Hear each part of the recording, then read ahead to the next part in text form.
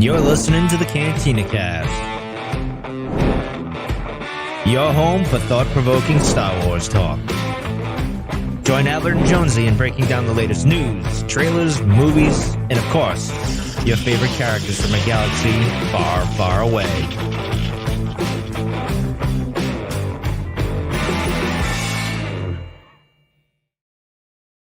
Hello, everyone, and welcome to the Cantina Cast. My name is Albert Padilla, and this is episode 390, The Bounty of Han Solo. We are kind of throwing a curveball at you guys because we'd mentioned we were going to be doing something totally different, but with the conclusion of this first, I guess, arc and trilogy of War of the Bounty Hunters, it felt like we really needed to talk about it because there's quite a bit that happens here, quite a bit, really some good spoilers, and what it potentially could be setting up, I think, is pretty exciting stuff. So, and speaking of exciting stuff, is Mr. Jonesy himself. Jonesy, welcome back to the show, sir. How are you doing tonight? I'm doing well, man. This is a exciting curveball, like you said, to throw at people, but something I've been reading for a while, so excited to talk about it finally on the main show. Yeah. No, you've been doing the Patreon stuff, and that certainly is going to get into, before there's any kind of confusion as to what we're doing here. That's going to get into a lot more detail probably than we're going to be doing on this show. We're going to hit some of the high level bullets, but the plan is to really kind of go through all 5 of the issues at high level and kind of pull out the stuff that you probably need to know, elaborate on that, speculate on where this whole thing could be going. Because like I said, was this recently that they announced? I don't want to just jump into this, but was it recently they announced that this was a 3-part trilogy? Because I know it says it at the very end, and that was my first awareness. But then I started thinking, well, maybe I did read about that somewhere else. Yeah, Crimson Reign has been advertised as what's coming after this anyway. Chapter 2, they're calling it. So it's like a 3-chapter arc here that we've got. I don't know if this was announced right at the very beginning, but I want to say it was. I think Charles Soule announced that it was going to be a 3-chapter arc overall. And I don't know if they're all 5 issues, but that seems to be a pretty safe assumption. So I think this was the plan from early on, because you don't just start these things arbitrarily or on the fly, especially with the way that the writers and the artists need all the time to prepare for it. But yeah, so I think it was probably the plan all along, and we'll have to see what it is and what the true driver of the series really is. It wasn't just a arbitrary story of Han Solo getting stolen from Boba Fett. It's setting up a much bigger picture, which it was clear right off the bat in issue 1 towards the very end, but it was something that we weren't entirely aware was going to happen. Yeah, definitely some world building, and I mean, I'm excited because this is an area of Star Wars that it feels like we've talked about forever, right? And it feels like, I mean, we've been talking about this, the subject or the idea that, is this era just dead? Is there any story left? How many people really want to know what's going on during this? And I think the proof is already out there. I mean, as many times as we've probably said, that, or at least, I don't know, we've been pretty open and said, look, just give us a good story, right? Right. Give us a good story, give us good characters, even if it is in the same era, we're fine with it all. And this one does feel fresh. Like, we'll get into that in a second. Do we have any news? Because I didn't even look to see if there's any news. All right, we're not doing news. That's a good question. Yeah, no news this week. Someone else do the research for us in the chat, and we'll no news this week. Right. We'll come back to the news next week. But let's talk about this. So I want to talk about. We'll do our kind of traditional initial thoughts and what we thought about the series and all of that. But the one thing that I felt was really unique about this 5-issue limited series thing that's part of a trilogy is that Soule, so Charles Soule is the writer. We should probably mention that already. But he found a way, I think, to kind of tie a lot of the stuff that we see in canon from movies, TV, and the comics, right? And he found a way to kind of thread this needle of Han Solo being kind of that centerpiece, at least for this 5-arc series, right? And it pulls in all kinds of people. I mean, we've got the Hutts, we've got every one of the bounty hunters from Empire Strikes Back, with the exception. No, I think they're all in there actually, with the exception of IG-88. And we've got Valance is another character, cyborg that has got a history with Han Solo in there. We've got Vader, we've got Luke, Leia, Lando, Chewie. I mean, it's just like this who's who of Star Wars. Like Star Wars, this is your Empire Strikes Back, this is your life kind of thing.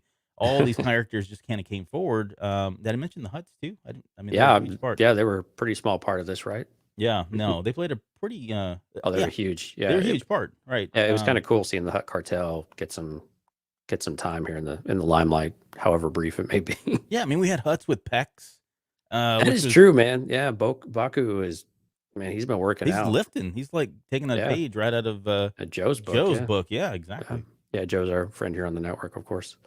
But yeah, no, Yeah, I just love the fact that it was, it was really grand in terms of scope, but it didn't feel sprawling. It was still centered throughout the entire time. So I really enjoy the arc. I mean, it wasn't like amazing. I wish it would have been a little bit longer, and it did feel like at times, there's certain things that they still can't do. He can't go kill off characters or have these really right. big significant moments, and that's always been the case, whether it be Legends or anything else. Anytime they pick up these characters, they are kind of limited. It's not like the High Republic in that regard, but it was still a pretty captivating story, I thought. Right.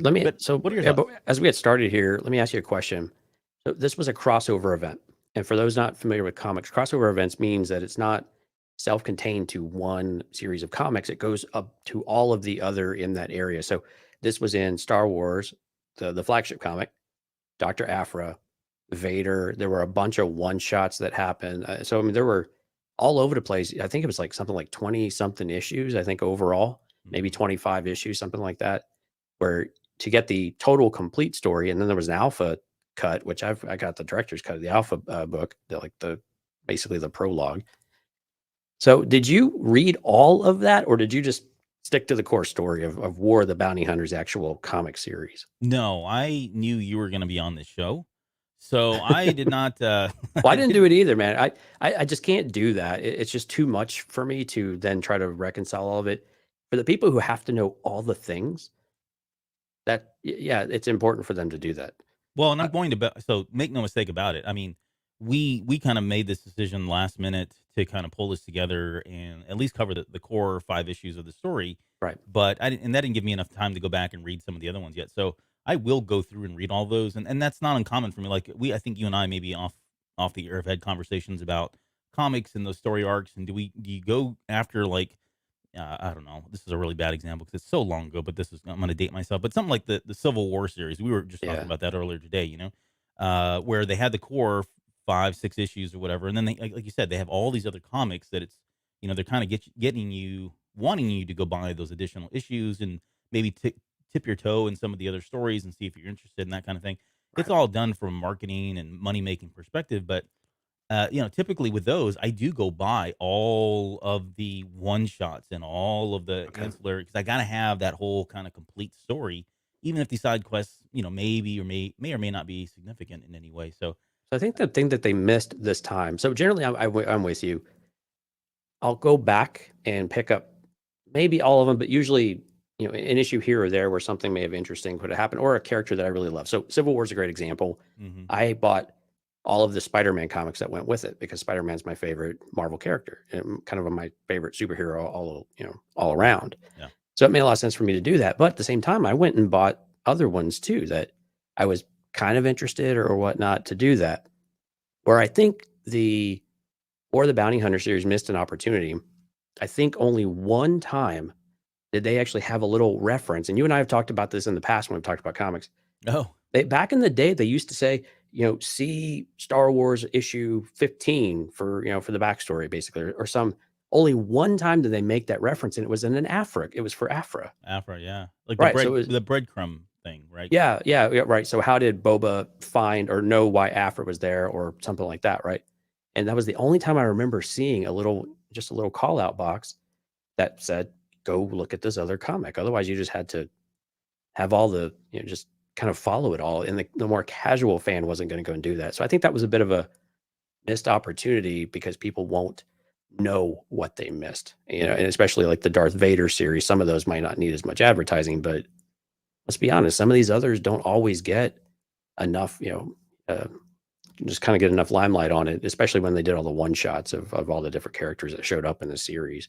But Yeah, overall, I thought this was pretty cool. This, and I said this in the Patreon episode, I think the first one was, this was dangerous because the problem we've always had, or the people that we get concerned, is that you all of a sudden now you're filling in all the gaps, right? You're telling stories where well, okay, well, Boba just took, Han from Cloud City to Tatooine, no problems. That works pretty well, right? I mean, that's okay. Yeah. So the question is always, well, do they need to have this big elaborate story in the meantime that had all of the major players in it? Because it just seems like, well, why didn't they put that into a movie? And that's the argument that gets made quite a bit. It's not what I'm projecting here, but that's the argument that gets made quite a bit. And this really did dangerously do that. And it kind of got a little drifty in the middle, but I think it finished in a strong enough way. And like you and I were talking about before it came on air, the story is not really about Han Solo and recovering Han Solo. It appears like this is a Crimson Dawn series. And this is simply introducing them into the world, into the galaxy. Mm-hmm. And it just happened that they were really just the player putting the chessboard together and seeing kind of what happened in this first foray into it. And there were some nice lessons learned. I think we got a nice little recap there from Kira at the very end. But yeah, so I think it's very much a setup chapter, but it did have some really great moments. And you and I talked about it. We agree on this. There was some fantastic art throughout these series, whether you like covers or you like the art inside the book itself. Yeah, I mean, from a quality perspective, yeah, writing, the art, the covers, all of that was good stuff. Yeah, I mean, I will say this. So the writing, while I think the overall story and the writing were good, the problem with comics, I don't really put this on Charles Soule specifically, but the problem with comics is that they just have to come up with so much dialogue to get through 32 pages. Is that it's just unnecessary. There's so much unnecessary crap that goes in between it. And Boba Fett's not a guy that talks a lot, but he talked a lot in this series because right, because he kind of has to, right?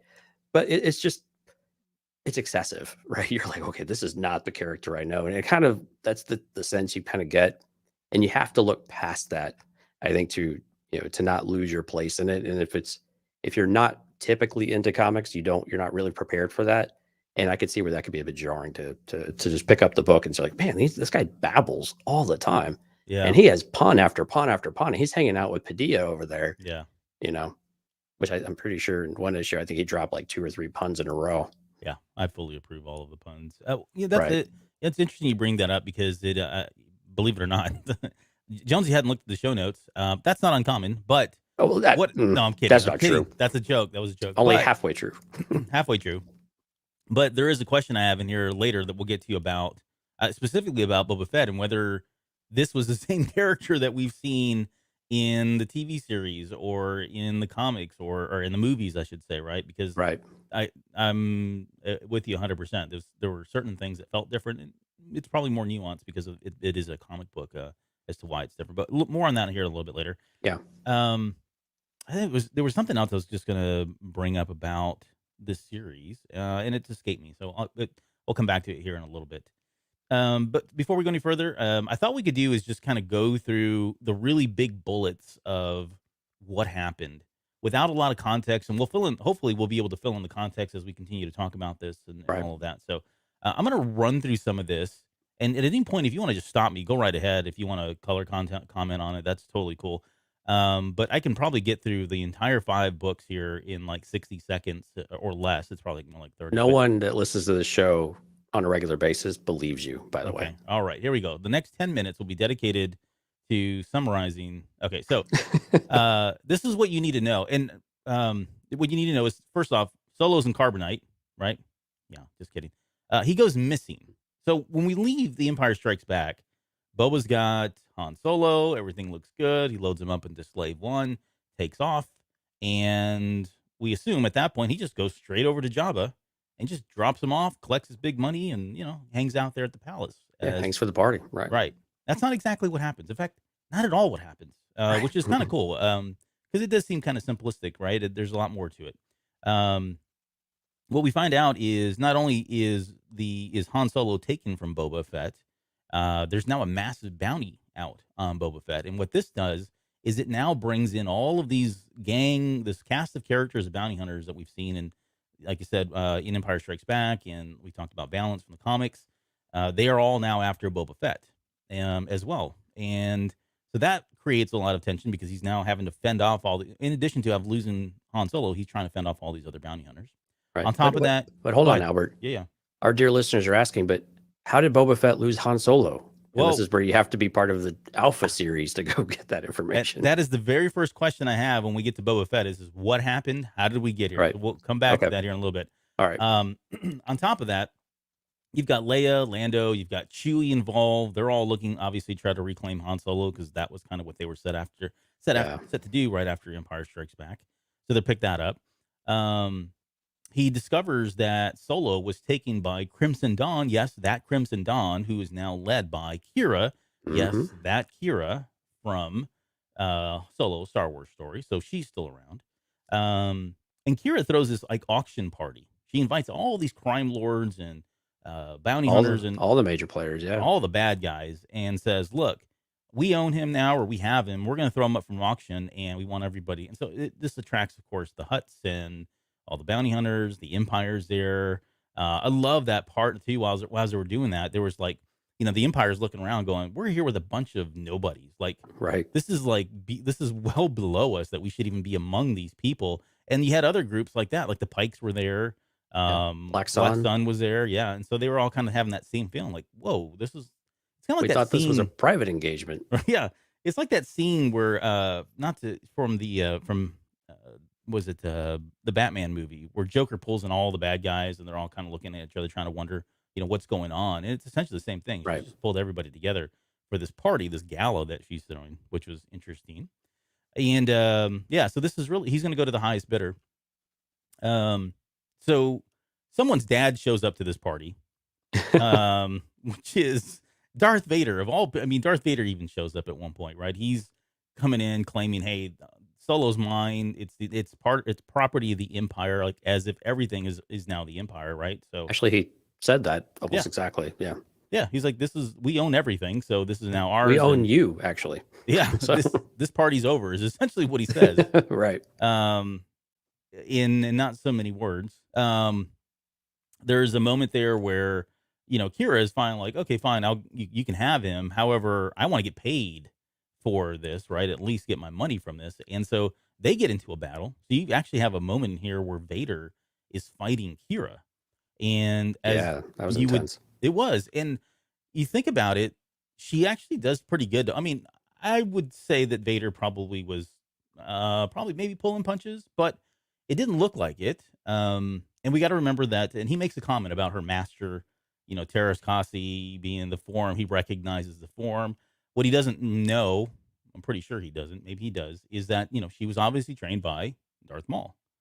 So but she knew Terrace she before did. that, though, right? Before that, yeah. Yeah. But I guess that's true. I had read that as yes, but Maul may have done something more here. I thought it was kind of a nod I agree to with Darth you. Maul, but either way. It was definitely a tweaking of what reality was of what we already know.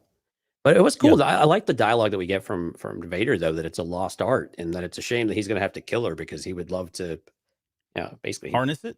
Yeah, basically. I mean, and he, voices how much she has skill, and it's a shame that he has to kill her. I mean, he's like, "Man, this is going to hurt me more than it hurts you, but we're going to do it anyway." But but he has the Force, and so at the end of the day, he cheats. Yes, yeah, as he always does. Right. So, and then to make things even more complicated, we have the introduction of Luke Skywalker. And because things could get messy if suddenly Luke Skywalker is there with Darth Vader, which would kind of really, undermine everything that happens in Return of the Jedi. Right. Luke decides he's just going to make his presence known in his X-Wing and take off. Interference. And just try to lure Vader out of there. Like, let's get him out of it. And sure enough, Vader does that, right? He's after Luke, and they've had the whole father and son thing. And so he leaves the party and decides he's just going to chase Luke. And they end up, it's kind of comical because they end up just really, literally just, he chases them like the rest of the storyline. Next 2 issues, he's just kind of, they're out in space and flying around and doing whatever they're doing.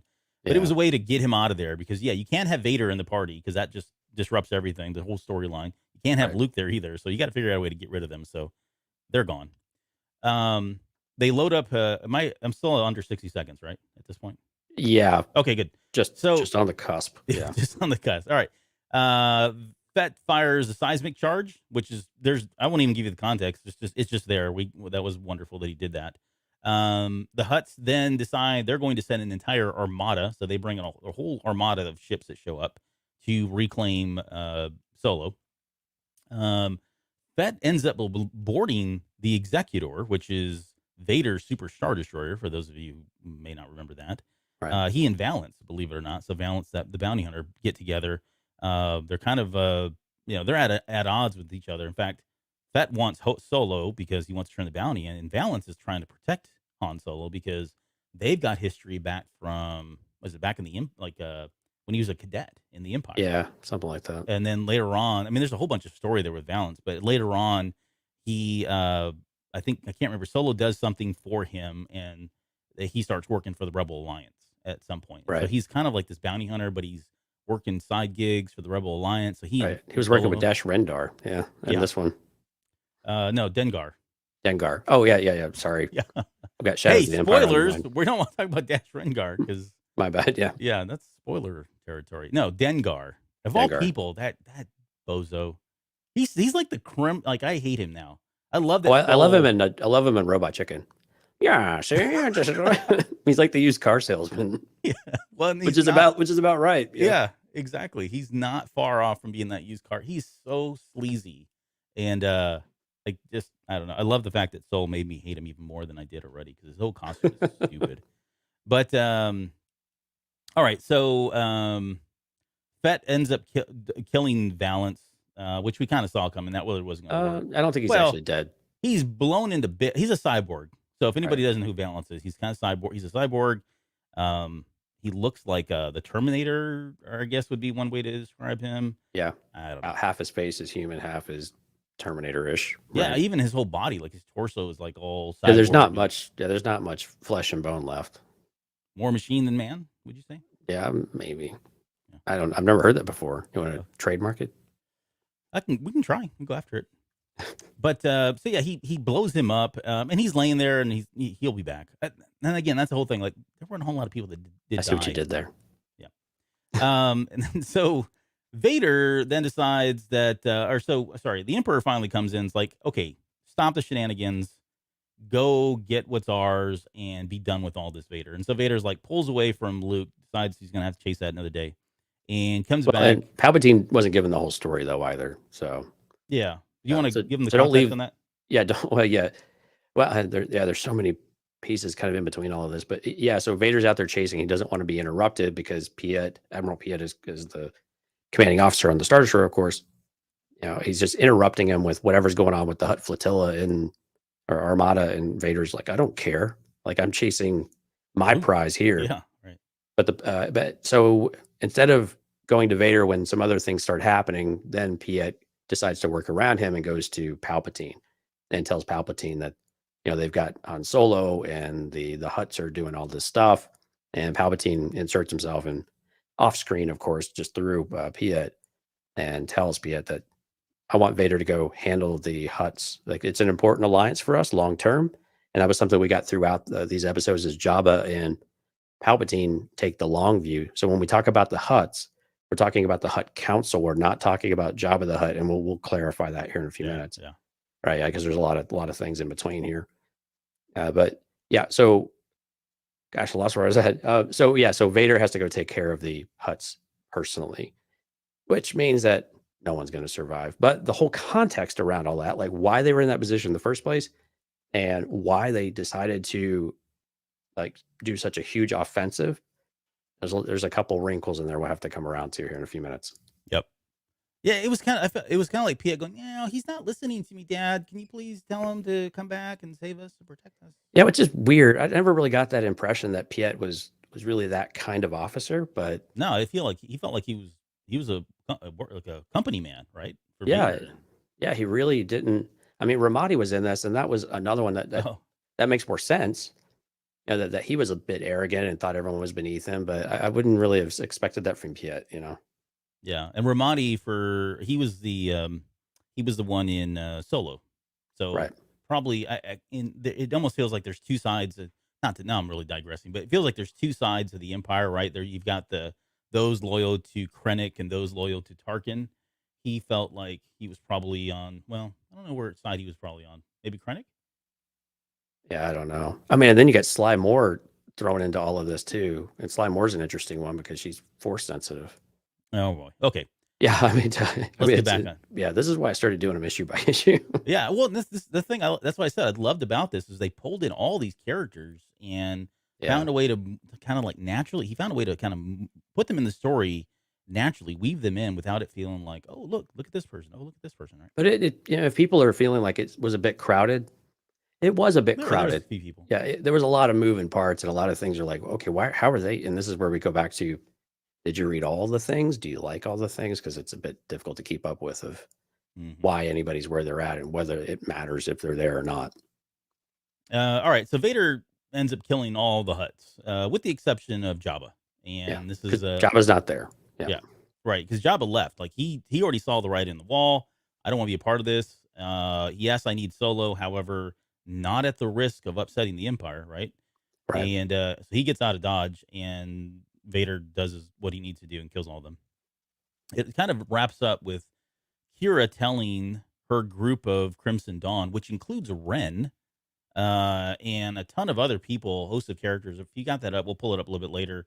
Oh yeah, the last base. Yeah, and she tells them like, "Hey, y'all did a great job." So Ren's a part of Crimson Dawn. Surprise, spoiler. And she's pretty happy with the chaos she's created. Like this was all intentional, right? Her goal was to bring all of these groups together and just stir some stuff up, right? Unsettle things, weaken some groups. And I don't know if she got. I think it turned out better than what she probably could have wanted, given that the Hutts have been pretty much decimated. I mean, you still got Jabba to contend with, but yeah, blow that up. Enhance. Well, I would if it would. Is that better? No, it's not better. The black is bigger. Right. So anyway, you can see him. Go ahead. Yeah, he's right there in the middle though, without the shirt. Well, there's another one too, isn't that? Well, yeah, no, the other knights are there. Yeah. Is that Apku? And there's a little kid Knights of Ren dude down there now.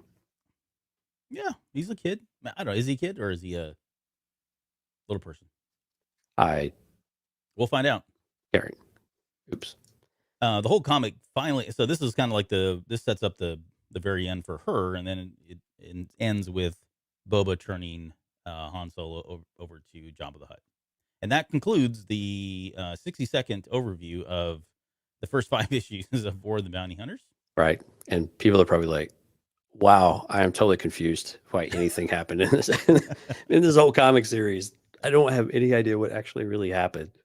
So so maybe let's start digging into some pieces here. So again, the reason why this arc is important is because it reintroduces Crimson Dawn back into the galaxy. Everyone knows who Crimson Dawn is, but they don't know. They thought they were dismantled, right? They thought that they were absorbed by all of the other syndicates and that there was really nothing left.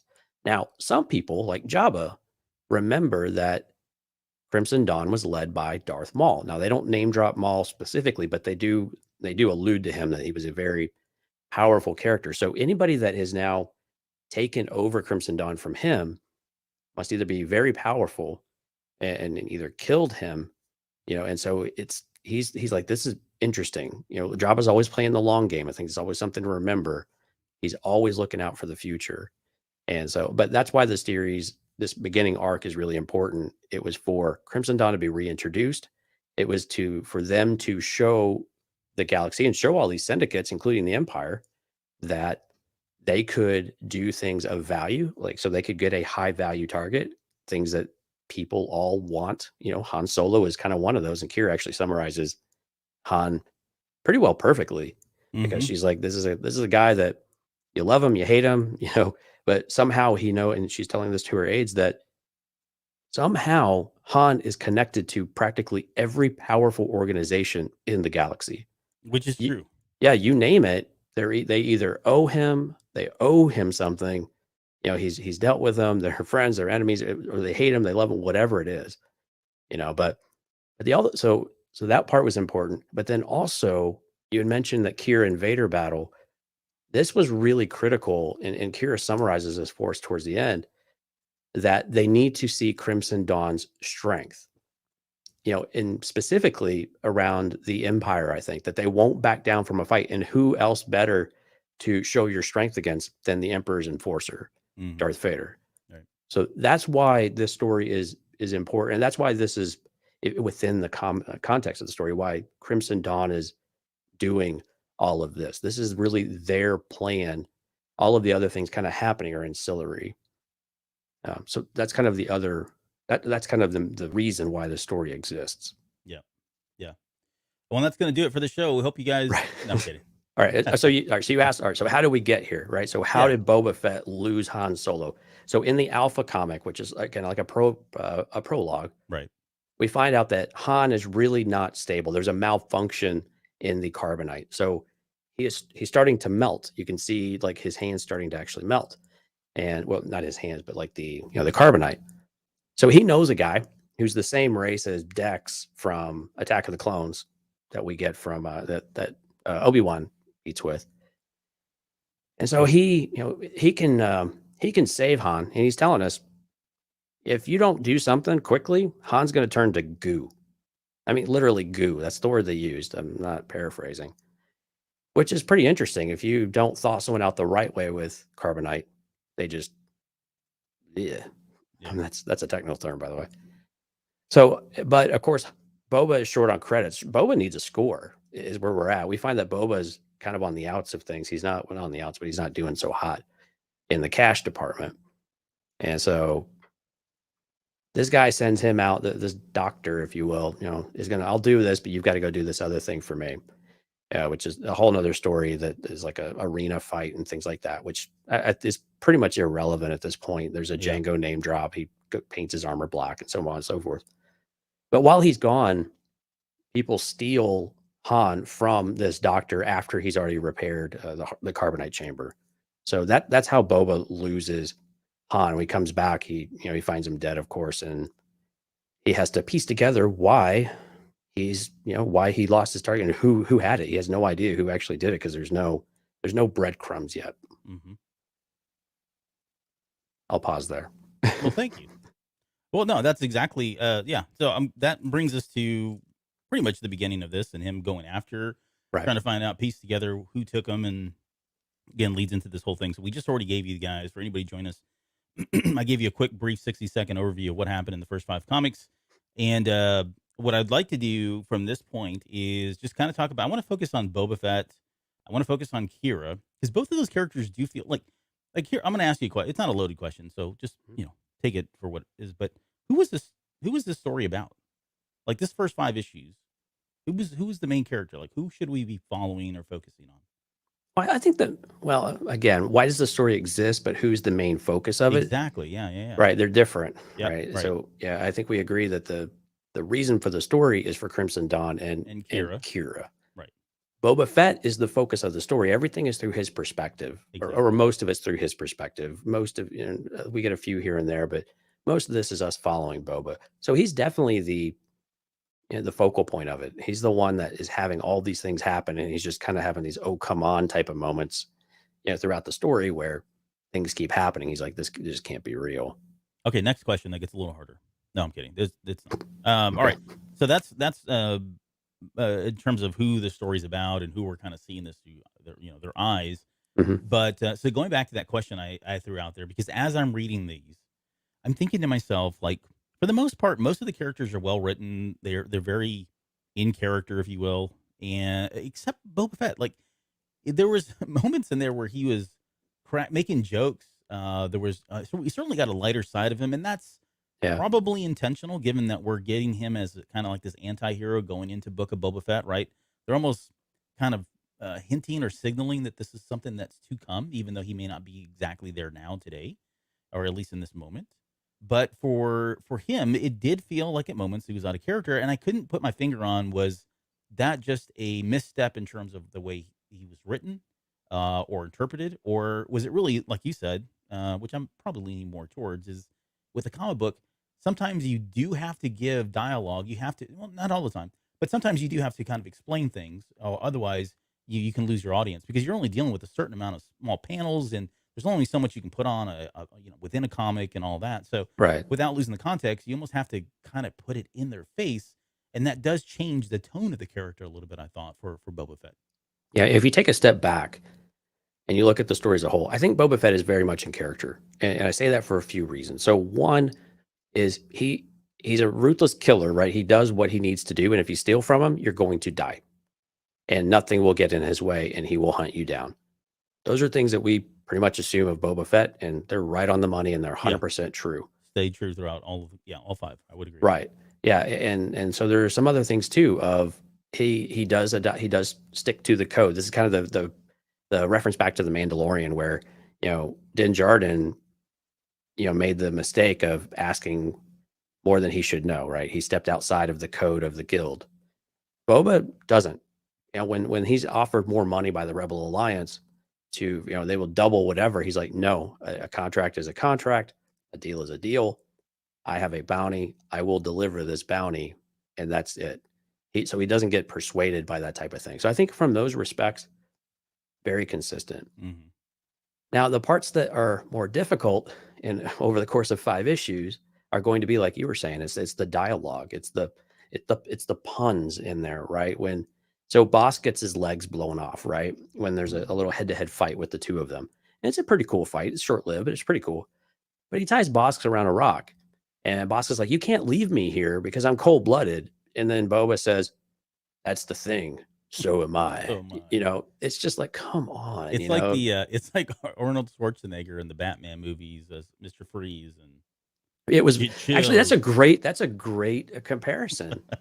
Yeah, Mr. Freeze, like everything was a pun, right? Yeah. Wasn't that the character was pretty awful too, but I mean, it was just yeah. But I think overall though, he was still what we expected. He's not the good guy, but he's also just trying to make his way through the galaxy and just do the job that he's able to do. Yeah. And that he wants to do. And he makes a deal with Valance, and they said, hey, but when we get to it, all bets are off. You take your shot, I'll take mine. And whatever we do. Now, he was a little sly with how he did it. But character. Yeah. He did warn him, that's that time, and he just didn't give him any time before he threw a detonator on him. But there were things that were sloppy, though. Why do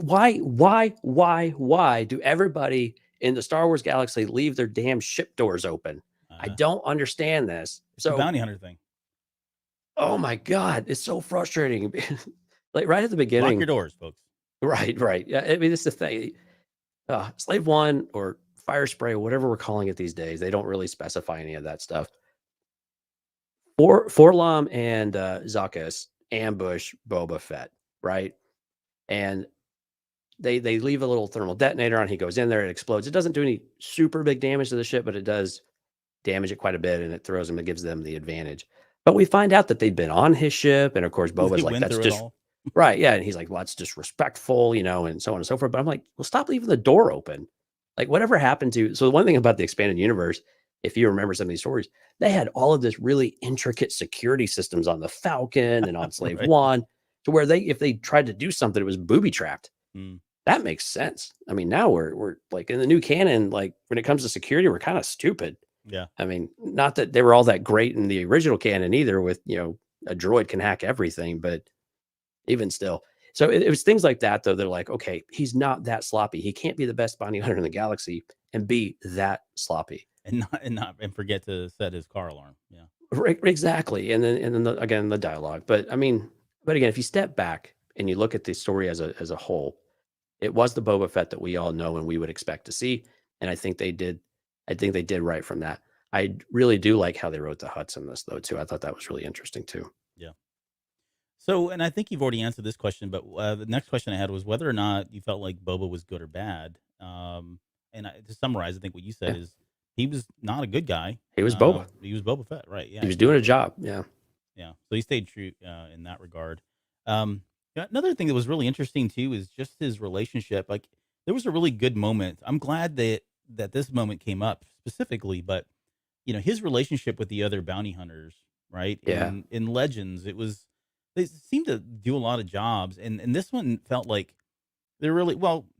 Again, it's right after Empire, so there's not that much time has passed, but it was a very unique relationship with all the other bounty hunters, in that they were all kind of after. I mean, it didn't feel like there was any kind of honor among thieves to some extent, but they were definitely okay with doing whatever they needed to do. I mean, they wanted the money to bring Boba Fett in. Remember, he had millions of credits. I don't even know what the amount was that were on his head. And so they were all trying to cash in on that. But the one that stood out to me was the Bosk one, because they, at one point, remember back in the Clone Wars, they were on a team. They were kind of they were running with each other. He was part of his crew, if you will, Bosk. Yeah. And well, Bosk pulled him in, right? Yeah, it's the Yeah. other way. Yeah. Into his clutch, as he likes to call it. I guess is what they call the Trandoshans. Yeah. Yeah, and here we had a very different take where, they did actually go at it, and again, he blew his legs off, which is They'll grow back. Yeah, exactly. It's like he's just another skier at this point, just losing Right. limbs left and right for the sake of that was a pretty cool panel, though. I will find that one while you summarize for us here. We got no legs. Yeah. Yeah. Awesome. But yeah, so he runs into Forlom, Zuckuss, Bosk, Dengar. Valance was in there. The only ones, again, that weren't in there was IG-88. And we were trying to remember, I want to say there was an Age of Republic. There was a story that involved IG-88 that kind of explained his, quote, death, if you will. Right. But as we've mentioned on this show before, the whole point, if they go back to the Legends stuff anyways, those droids have several incarnations of their body, their droid bodies everywhere, right? They're backup central copies and all that. Yeah, like they're all in the cloud, man. They're not. You're not taking it out. You may physically take out somebody like IG-88 or maybe IG-11. I don't know, but at the end of the day, they could just really upload themselves or download themselves directly into another body. And there's the top frame, and you can kind of see him crawling in the second panel there. It's very Anakin-ish, you know what I mean? Like crawling, right. No legs, and having just battled. He's clearly got the high ground there. Right. But again, though, I think it's the idea that it was nothing personal. I think the only one that even bordered on personal was Dengar. Dengar. Right, because he's just such a clown, right? And everybody just hates him. Nobody wants to work with him. But everybody else, it was just a job. It was just business. And, Boba's all too happy to dispense with some of that too, if you're going to get in the way. Zuckuss gets his head blown off and then tossed over the bridge. But which was actually kind of amusing, actually. Well, I was going to ask, I forgot to put that in notes, but I was going to ask you, so do you think he's dead? Because he's a droid, so who knows? Yeah. And again, Forlom was, I'm sorry, Zuckuss was kicked off the cliff. Forlom was tossed over the edge. My apologies for that one. So I don't know. Either one of them could be alive. As a droid, Forlom, might have survived the fall. Yeah. Zuckuss was, again, kicked off a platform, but maybe another car caught him below or something, crazy happened, but we don't know his fate. Right. It doesn't really matter. No one really cares about Zuckuss. And I didn't read the one shot. There was a Forlom and Zuckuss, but I think it's how they learned about everything before that fight and when they show up. Yeah. Well, and so with them, as tragic as that all is, those characters, like I said, there was really nobody that truly died in this comic outside of what's his name? Goku. What's his it wasn't Doku. Baku. Daku. Baku and the rest of the council. The with the exception of those Hutts, I don't know that anybody really you could truly say is dead. Valance, Forlom, Zuckuss, Bosk, they all were hurt and damaged, but they could still be around. So, but that really was important, right? They still, I think they still achieved. They achieved what they needed to do with this series without having to go to dramatic effect of killing people off, that kind of thing. Right. Here's another question I got for you about. So early on, I think it's in the very first issue of this, the Boba Fett's vows that he is going to kill the leader of Crimson Dawn. Someone's going to die. Someone's going to die. It was almost like a prelude, like he's signaling that this is going to happen. And I thought it would be, what do you think the odds are that Kira makes her exit from the Star Wars universe thanks to at the hands of Boba Fett? 0.00000. Really? There's no chance. No. Okay. How does she go then? I don't think she does. I think she survives, and I think they're just. I don't think she dies. I think she's too valuable of a character to keep around. To be honest with you, she's interesting enough, and she's got the skills, and I don't think she'll be killed off in this series or in any of the chapters. All right, I'm gonna put a stake in the ground and say Boba Fett will kill Kira. Well, but all right, let's skip to the very end then, Albert. So at the very end, Boba and Jabba reconcile, right? And so the reason why there was a Jabba put a bounty out on Boba in the first place was that Jabba doesn't like to be kept waiting. Boba lost it. There was confusion about whether he sold it. He thought he was betrayed, and the Hutts have to keep up a certain, type of Image, well, there you go. Yeah, your image has to be upheld, right? reputation. Right. Yeah. If you're going to do something, wreck and source must happen. So anyway, but when they leave, Jabba's like, "Hey, stick around the palace." So we're right where we left, right where we pick up at Return of the Jedi, is what it feels like. So for us to have him kill Kira, or to really even have a confrontation with Kira, he would need to leave and then come back. Mhm. I'm having a hard time understanding why the hell Boba is sticking around anyway, Yeah. because it was really pretty loose, the reasons why, and there was really no reason for it. But I mean, he could see Han's pretty face hanging on the wall. But it's possible that he goes after Kira. I mean, it would make sense, but then why would he come back? I think that's the part that I would have a hard time with. But again, then he doesn't make good on his promise, right? Someone's going to die, and that's the person, because there's a little puck going around that's a invitation for all these people to come to this big soiree in the first place. So in my head canon, and it's a very loose theory at best, but the way I was seeing it is, okay, he goes and all the Hutts are gone, so he's looking at this as, okay, I only have to report to one Hutt. It's Jabba. He's now the kingpin, right? He's now the big crime lord, so I'll just Right. go work for him. Well, that goes to me. That feels like it's going to go at odds with what Kira's trying to do, right? She's trying to reestablish Crimson Dawn, make a statement, say they're the big priest. So now you've got two entities, really. You've got Jabba and his crime syndicate. You've got the Crimson Dawn, and she's trying to make a name for herself. I don't know that Jabba's going to like that. In fact, I think at this point we may see him going through, and maybe not in this series, but my gut tells me he's going to go around and start abolishing Black Sun, the Pikes, right? Really putting those guys, getting rid of those people so that he's not having to compete with them. And at some point, maybe it does come down to Crimson Dawn is left, or Crimson Dawn is becoming a nuisance and a problem. And so at some point, there's a, hey, go Boba, go deal with this in some way. And maybe that's where they finally meet up, and he takes her out. For one, because he's been asked to do so by Jabba, who he now works for, who's employed by, has medical benefits through. And also because, she caused him all this grief of for nothing. I mean, eventually it all got to where it needed to go, but what a hot mess that he had to go through for all of this. Yeah, so I guess I'll be the devil's advocate on this one, and be the counterpoint to it. So I think a few things. So one, Jabba, I think, was reserved, and I think they paint this picture fairly well. Jabba was reserved as soon as the Empire showed up. Solo was the Empire's. He basically gifted what was his over to the Empire, right? And that he's just going to take that write that off as a loss. And I think so. I don't know that there was anything extra there with Kira. Now, with the other syndicates, the impression I'm given, though, is they all kind of operate in their own areas.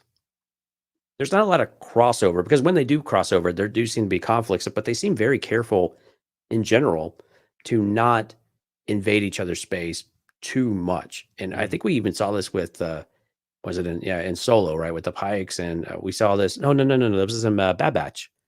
With Bad Batch, we don't want to cross the Pikes too much, and things like that, right? So those are the things I think that they really do try to respect in some way, and we kind of see that when they're all in one place. They all just kind of keep to themselves. They don't like each other, but at the same time, I don't think any of them want an outright war, because at least they're protecting their business, and they kind of grow it within the constraints they can, unless there's a big shift somewhere. And I think with the Empire, they're all benefiting from the Empire in some way. And so they don't necessarily going to do any kind of major shifts in that dynamic. Even with the Hutts kind of reduced in size, if you will, although that we view it, I think you and I agree on this, we view it more as a consolidation. That's definitely how Jabba the Hutt, views it. Right. So now he's the only power in effect, rather than having a council that basically he ignored anyway. Yeah. I mean, he doesn't have to report to anybody. He's the last man standing. And he was the leader of it, right? I mean, he was the leader of it, without a doubt. There was a council, but their opinion didn't seem like it mattered a whole lot.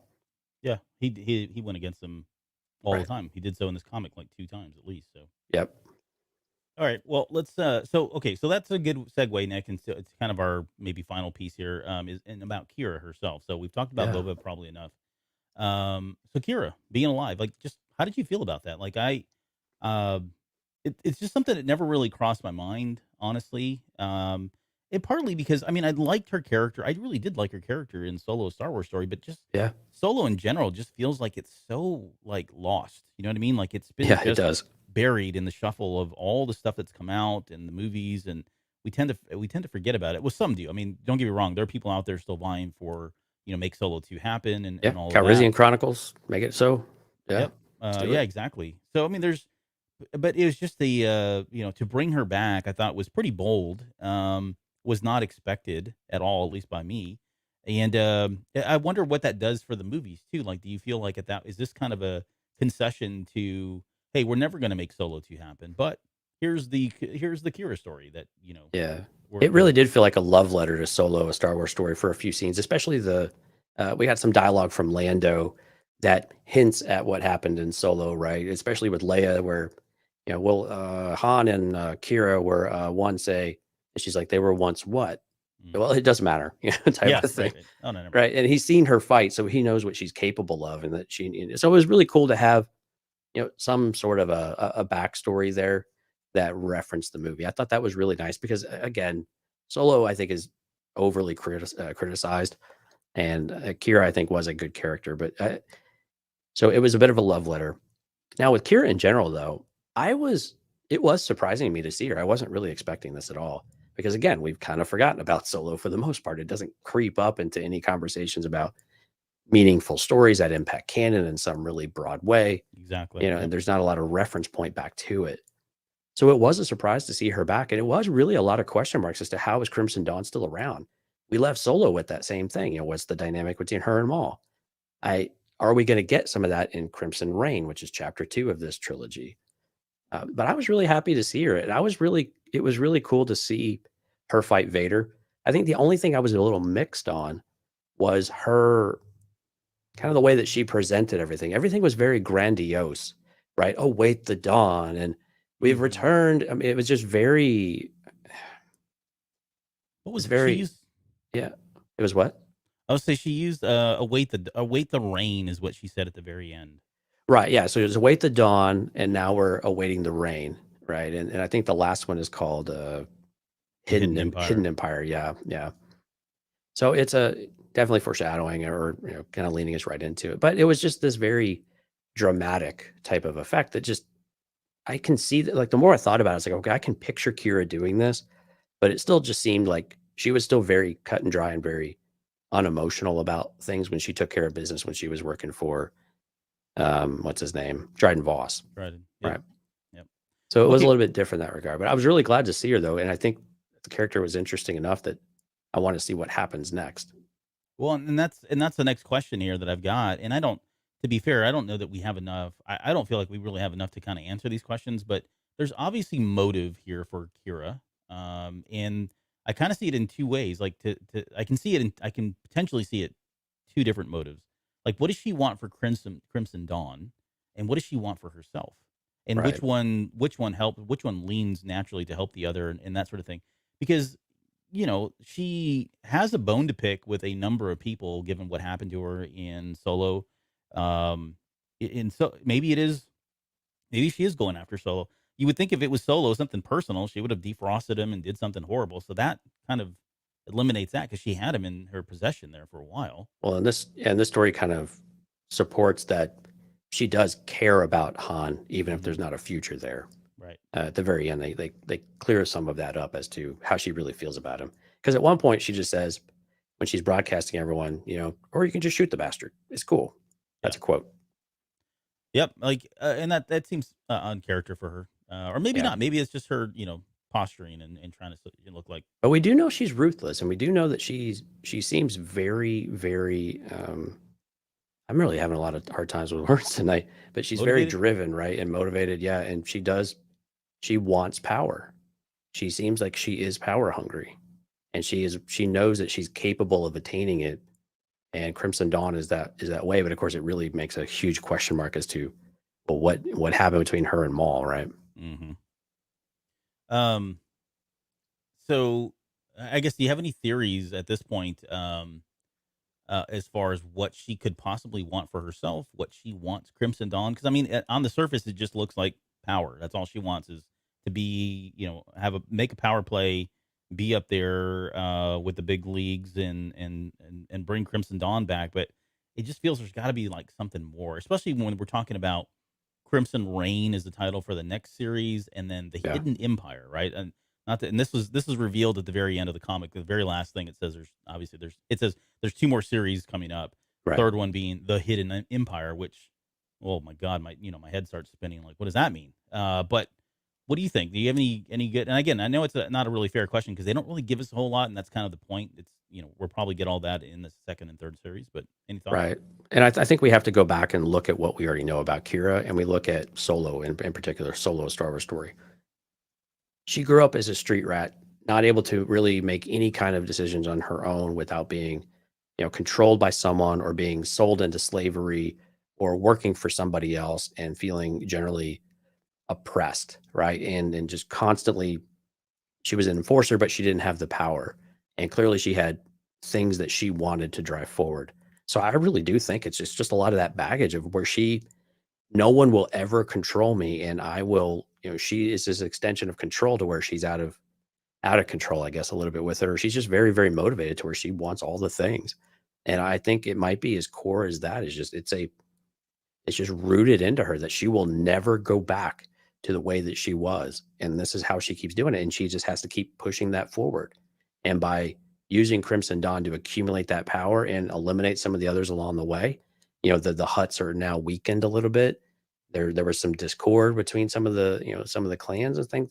Those are things that benefit Crimson Dawn. And so she's trying to wiggle in there and show their wealth or show their influence, the things that they're capable of. But I think also that what she is capable of, and they will want to follow her, not necessarily have alliances, but actually follow her. What about you? I think this is a big power play. I think she's going after Lady Proxima. I'm kidding. I'm kidding. But wouldn't we? I don't know. And like, I'm really. I That's imagine how, we're going to get flashbacks at some well, point. that's I was going to ask you. Do you think we're going to see like a Lady Proxima reference, or she goes back and revisits or something? I mean, it would be interesting if there was something there of her trying to go get power back in some way there. But I don't know. It's really difficult. I'm with you 100%. She does, especially from Solo. She felt, it seemed like she was really trying to set herself up as, I'm much more than what I was, right? She really Right. wanted to leave that behind, that whole life of hers, which included Solo, behind, and be this prominent leader. And now Dryden Voss is gone, Darth Maul is gone, she's now in charge. Maybe it is just truly a power play for her to kind of establish herself as one of the big league players. But I don't know. There's something about it that makes me think there's a hidden agenda, or there's something deeper here. Like we're gonna get some kind of a deep cut reference to a character somewhere else, right? I can see Soul doing that, right? But Yeah. I don't really have a good theory, honestly, because they don't really give us a whole lot. Again, this is like we mentioned, this is really focused on, we see everything through Boba Fett's eyes. He is obviously being impacted by what she's doing, but outside of what we get at the very end, where she says, "Okay, our next, now we go on to phase two," kind of thing, Right. yeah, without any kind of signaling there, then it's really hard to determine. But Yeah. I mean, the question's out there of how did Crimson Dawn survive, but how did they go unnoticed for so long? Because yeah, where they been? right. And some of the other clans are like the Black Sun, I think, and maybe the Pikes made a comment that how do they accumulate this power? It looks like they haven't missed a beat. We thought everything was dismantled and was, not anywhere near this state, but it looks like they've just been. I mean, how do they stay hidden? And I don't know if the Hidden Empire's, that story or not, but I'd like to understand and hear how they were able to do that without anyone noticing. You would think that there would be some sort of, you can't accumulate that wealth without doing something. So how Mhm. did they accumulate that kind of wealth, or is it all just for show? But their stuff looks like it's pretty high tech and the designs are really cool. And I mean, that all takes money. Yep.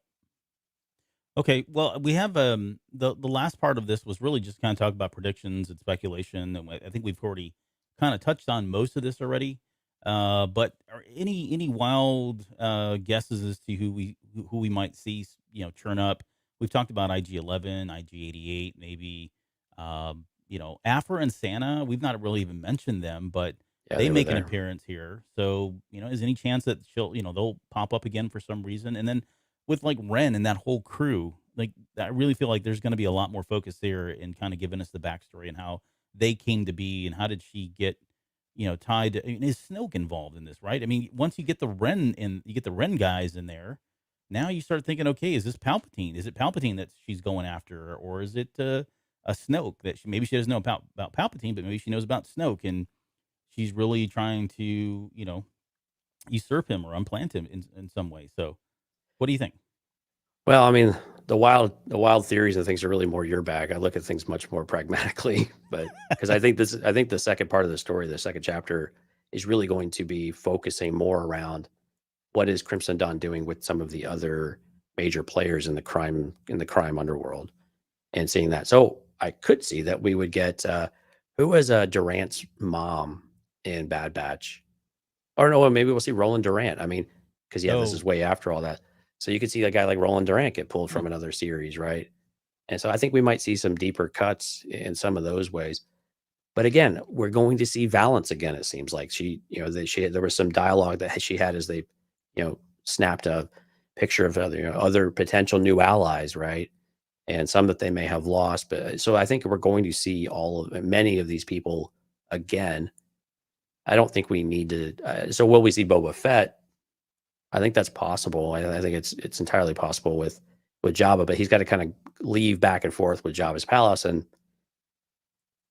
that just kind of wears on me a little bit, of all the back and forth. And it's like the why. Why do you keep going back? There's no reason to go back, But so I think we'll see some of the same characters. I don't know if we'll get any real wild stuff. This era doesn't really give you a lot of surprises in that kind of way, though.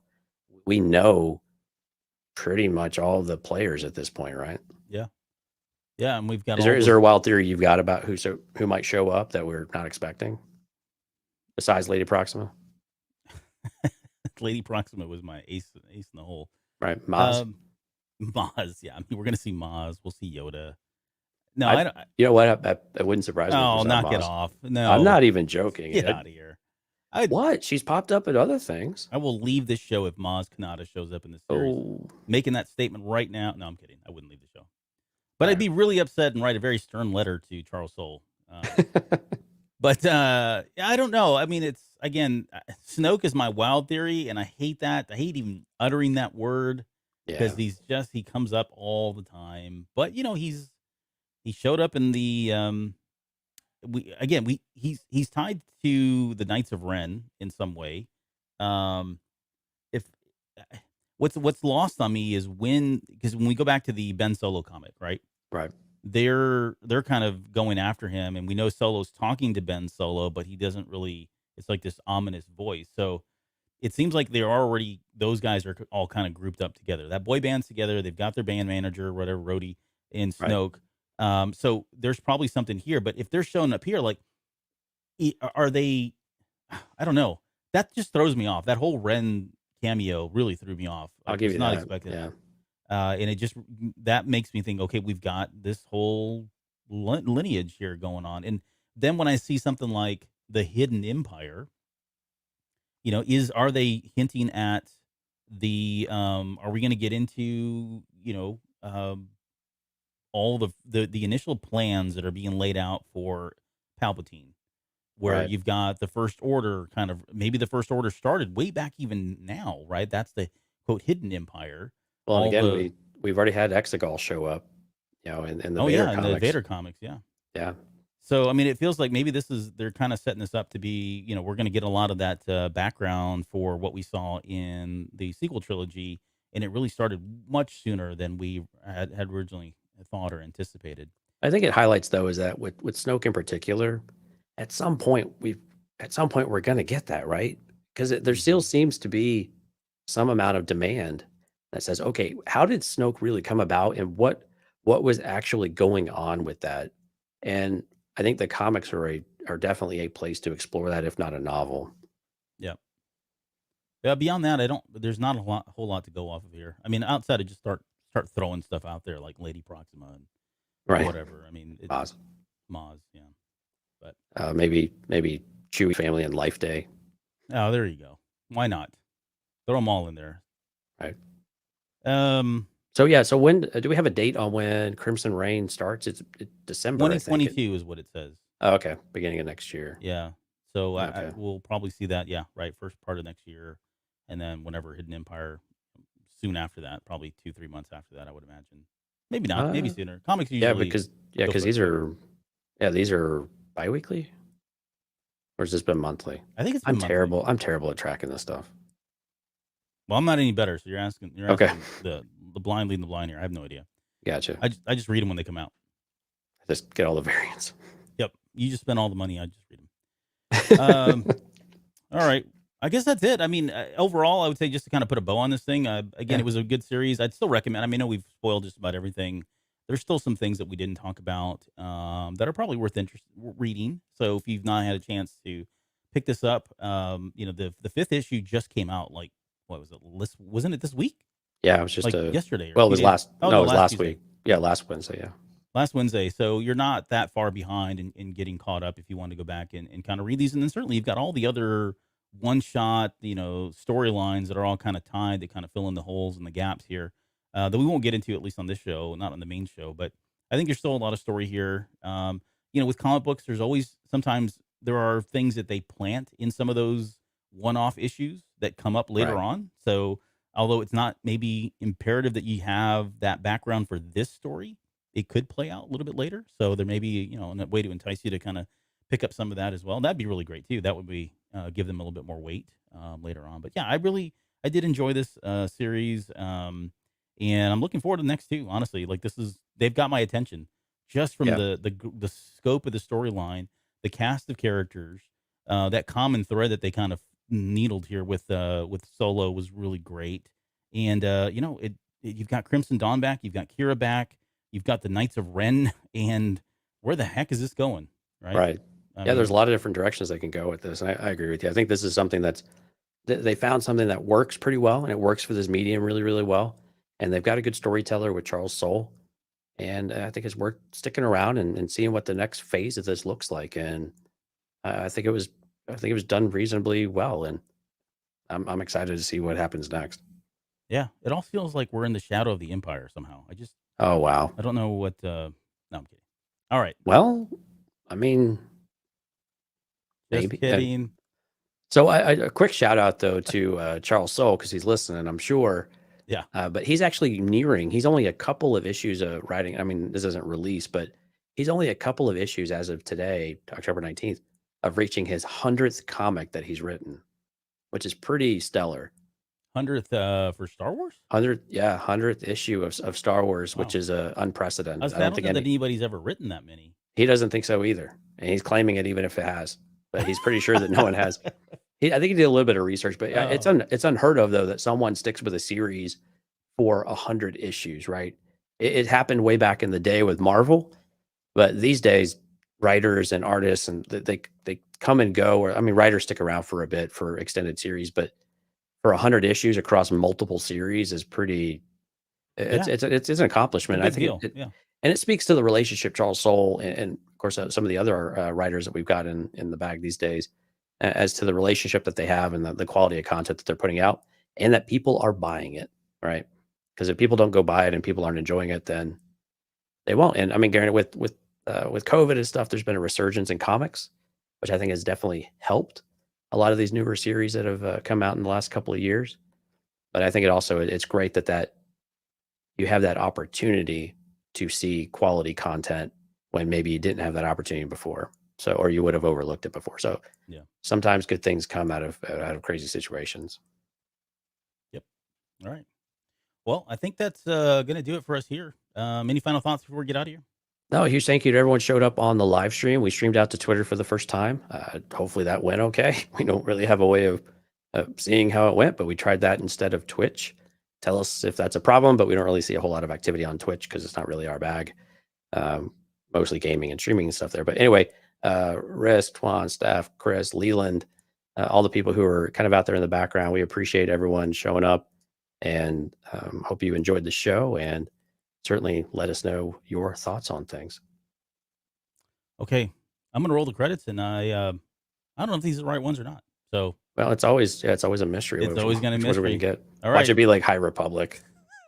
Nicely done, Howard. here we go. 3, 2, 1. We'll see you next week.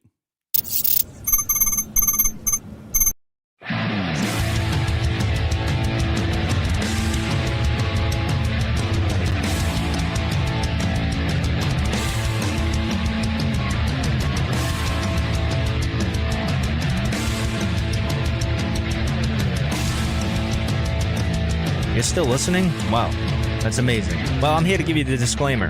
Normally we do a big, long, drawn-out disclaimer thing saying what's what and who's what and all that other stuff, but I think you guys kind of know that Lucasfilm and Disney have no affiliation with us at all, and we have none with them.